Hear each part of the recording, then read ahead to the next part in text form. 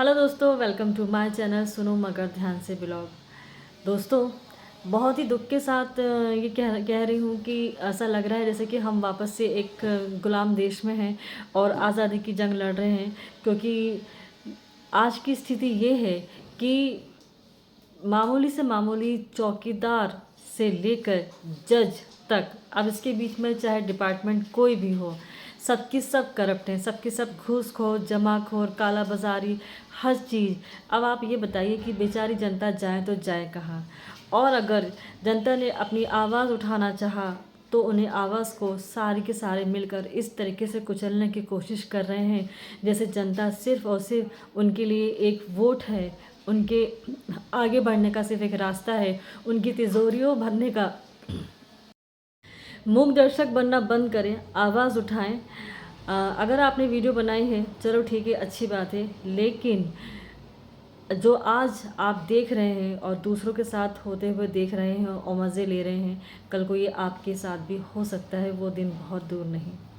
इसीलिए तमाशबीन बनना बंद करें और लोगों का साथ देना शुरू करें, आवाज़ उठाना शुरू करें, अपने अधिकार के लिए लड़ना शुरू करें।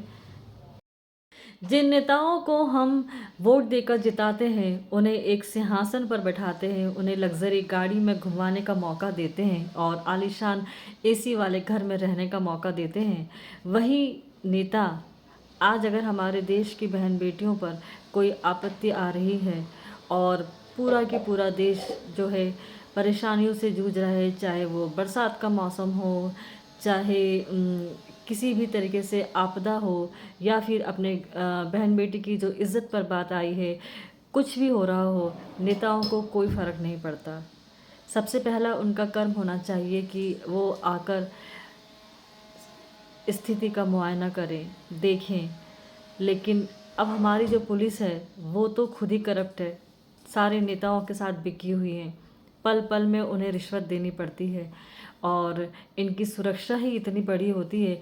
चाहे वो एलविश यादव हो, उनके घर पर गोलियां चल गई हो, चाहे किसी को कुछ हुआ ना हो, लेकिन वहाँ पर पुलिस को खड़ी कर दी है, या और भी बड़े स्टार हो या कोई कहीं से आ रहा हो, उनकी सुरक्षा में ही इतने सारे पुलिसकर्मी लगा दिए जाते हैं। तो फिर भाई, हम आम जनताओं के लिए तो पुलिस आएगी कहाँ से। लेकिन हाँ, हम आम जनताओं के टैक्स से इनकी सैलरी ज़रूर दी जाएगी।